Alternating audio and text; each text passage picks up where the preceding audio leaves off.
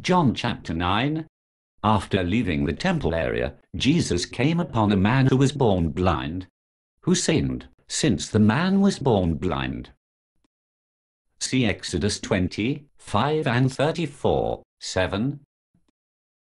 Perhaps this was a hotly debated theological question of the time. Could the man have sinned in some previous existence? Was it punishment visited upon the family because of past sins within the family? But Jesus said neither the parents nor the child had sinned. It seems to me this is just one more evidence that a new covenant, a better covenant, was unfolding. See Jeremiah 31:27-33. As he passed by, he saw a man blind from birth. His disciples asked him, "Rabbi, who sinned, this man or his parents, that he was born blind?" John 9:1-2. Here was an opportunity for healing that would bring glory to God. The man would for the first time see not only the light of the world, but the light of the world. That light is offered to all of us. We are all born spiritually blind and need him to truly see. In this freely given salvation he called you out of darkness into his marvelous light. 1 Peter 2:9. Jesus answered, "Neither did this man sin, nor his parents, but that the works of God might be revealed in him. I must work the works of him who sent me, while it is day. The night is coming, when no one can work. While I am in the world, I am the light of the world." John 9:3-5. Jesus anoints the blind man's eyes and sent him to wash. Faith is required for healing. A good Old Testament example is Naaman. See 2 Kings chapter 5. As with Naaman, the man born blind was told to go and wash. When he had said this, he spat on the ground, made mud with the saliva, anointed the blind man's eyes with the mud, and said to him, "Go, wash in the pool of Siloam," which means sent. So he went away, washed, and came back seeing. John 9:6-7. The man did so, and he was healed. And, once again, Jesus healed on the Sabbath. Work was not allowed on the Sabbath. The Jews felt healing the sick was work. The Pharisees began a thorough investigation of the healing. They spoke to the man more than once. They spoke to his parents. They wanted to make sure he really was born blind. The neighbors, therefore, and those who saw that he was blind before, said, "Isn't this he who sat and begged?" Others were saying, "It is he." Still others were saying, "He looks like him." He said, "I am he." They therefore were asking him, "How were your eyes opened?" He answered, "A man called Jesus made mud, anointed my eyes, and said to me, 'Go to the pool of Siloam and wash.' So I went away and washed, and I received sight." Then they asked him, "Where is he?" He said, "I don't know." John 9:8-12. This was a very special case of healing, since the man was born blind. This notable miracle, along with other miracles known to them, actually seems to have divided the Pharisees. Verse 16. The Pharisees investigate the healing. The Pharisees kept pestering the man.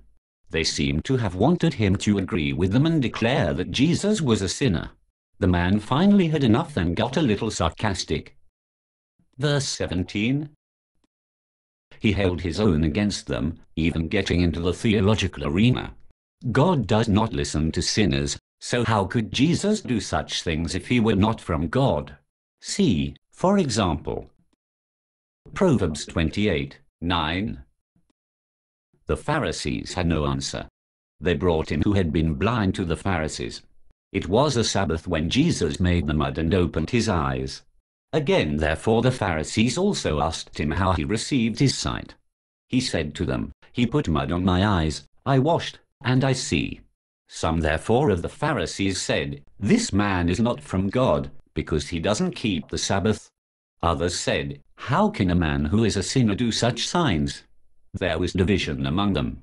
Therefore they asked the blind man again, "What do you say about him? because he opened your eyes? He said, he is a prophet.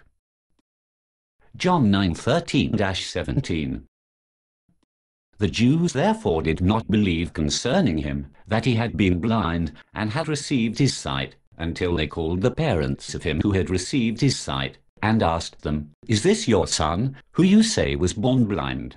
How then does he now see? His parents answered them, We know that this is our son, and that he was born blind, but how he now sees, we don't know, or who opened his eyes, we don't know. He is of age. Ask him. He will speak for himself.